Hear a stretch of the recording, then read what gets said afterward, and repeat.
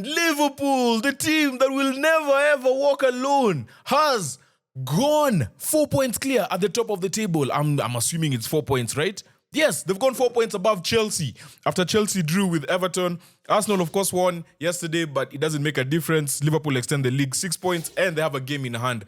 They are looking imperious. They're looking very good. Tottenham, on the other hand, that's a tough job. Before we start, guys, we've been nominated for TikTok Sports Content Creator of the Year. We are representing Kenya and we have to win. Guys, you need to vote for us. Just go to the comment section there, rather, the bio.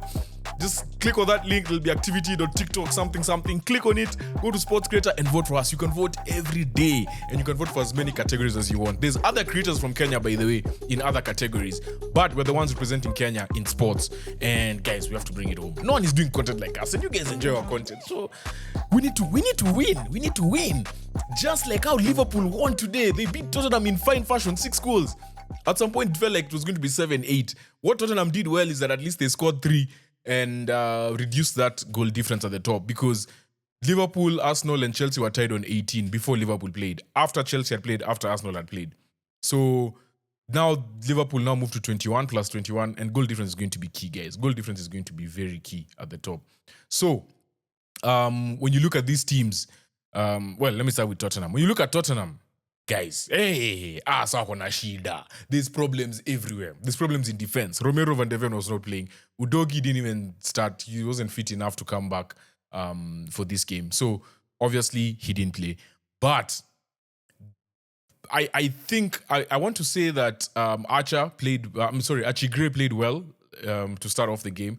But then there were moments where he was you could just tell, like, there's that instinct that you have as a centre-back that he was being outdone. The fact that Szoboszlai was out-jumping him, or out-jumped him for the goal, McAllister's goal, and also out-jumped him for, there was a goal, Szoboszlai's goal, the one that he won the first header, he won it over Dragusin. So he showed a lot of fight to be winning that ball in front of even a proven centre-back like Dragusin. Szoboszlai was really good. Was really, really good. At the beginning of the season, when we were doing more of the FPL stuff and trying to figure out how Liverpool will be playing and who'll be the gem. You know, you're always looking for a gem at the beginning of the season. When we looked at Liverpool, for me, Szoboszlai was the guy. I even had him in the team for like the first 6 weeks, but until I realized, it's not happening. But you're starting to see why this is happening. When Arne Slot was coaching at Feyenoord, I want to say his name was Stings, if I'm not wrong. His name was Calvin Stings, I think, or something like that. The guy had crazy number of assists and good number of goals, and they really attacked through that channel. And when you compare, so when I sat back and looked at Liverpool, looked at McAllister and Szoboszlai as the 8 and 10, to me, Szoboszlai was the clear choice, because I was like, this is the one who'll be given more freedom to move forward. McAllister was sort of help in the back, because we also didn't know who was going to be the number 6. We didn't know whether they were going to buy anyone. We didn't know whether they were going to finish or rather, confirm the signing of Zubimendi. Obviously, Gravenberch has come and performed immensely. Like, he's so good.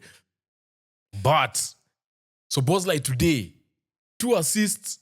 I want to say 2 assists. Yes, 2 assists and a goal. Took his goal well. The Salah assist was really, really dope. Just the awareness to know where your main man is and give him that goal. Like, he was so good. He's running through the channels. He's winning headers. And the thing is, people forget that this guy is just 23 years old. He's the captain of Hungary. There are things that he's still learning as a footballer. I mean, 23 is old enough, because people like Lamine are like 12, but, well, 17. Or is it 18? 17. So, I mean, Szoboszlai is 6 years older. But in terms of football, he's still a young man, because he's learning things, right? And you can see, as the season has gone, he's way more comfortable in that position. And I feel like he's going to have a really, really good second half of the season. He was so good. Tottenham looked tired. Tottenham looked like they were suffering from the same thing that Man U was suffering from. The midweek exertion of a game that's just helter-skelter. On top of that, you have injuries, so you can't rotate. They literally cannot rotate their squad. The squad had to be the same. They don't have players to rotate to. When Bagval, even Bagval came on, but I feel like his cameo was not great. Son looks like he can't run past anyone on the wing. He really, really looks like someone who's either lost his pace or someone who's nursing or protecting himself from getting an injury. And you know, for those of us who have played sports, sometimes when you come back from injury and it was like a nasty injury, you sort of mentally, you sort of kind of slow down. And sometimes your body just doesn't allow it, especially when it comes to those sprints and stuff. You can do every other thing, but explosive stuff doesn't come easily. So, yeah, he didn't look great on that week. Second half, Kulusevski was the only one who was willing this team to actually do something. 65th minute was the first time I remember them actually having, it was 64 and something when they won a corner. It was the first time they had proper touches in Liverpool's box because Liverpool were just stifling them. Tottenham could not get past their own half, and when they did, it was not controlled possession. It was just helter-skelter, They did well to make it 2-1 after going 2-0 down just before halftime, and you're like, wow, if they go into halftime like this, they'll maybe come back with confidence. Then Liverpool strike and score a third goal, and I was just like, this one is over. But Liverpool looked so good. Like, Liverpool. Today, Liverpool looked amazing. I can't even lie. I want to look at what time that goal entered. So Bosley scored in 45 plus 1. So that was the backbreaker. Because Maddison had just scored in the 41st minute, and you thought, if they're going to halftime like this, at least they'll have a chance. Then second half, Salah scored the 54th minute, came back with a lot of energy, a lot of guile in midfield.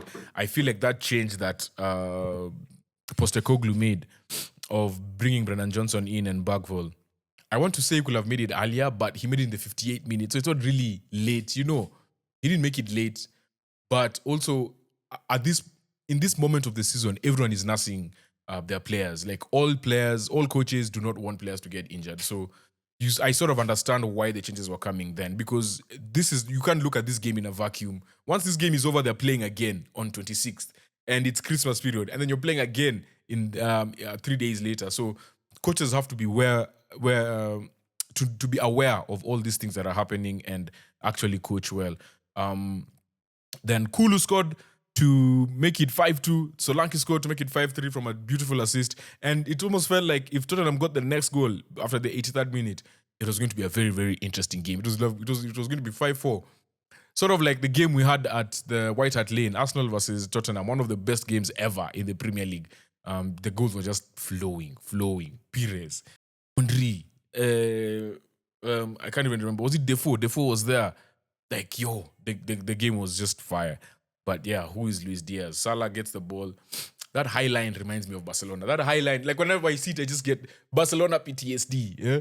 But yeah, all in all, I feel like this was a solid performance from the league leaders. This was a perfect response. This is how you respond when you hear, Arsenal have won a number of points. Chelsea, I've scored a number of goals and obviously gotten 3 points. They're not close to us. On top of that, you didn't play a game. So had Chelsea gone up, had Chelsea won, they'd have gone above you, even though you've played 2 games less. But you still had the mental fortitude to come back and actually respond. And I think that's immense. So Liverpool will be top at Christmas. This is the 4th time in the last 7 seasons where they'll be top at Christmas. So yeah, let's see how it goes. And yeah, very impressive. Very, very, very impressive Reds. Guys, don't forget to vote.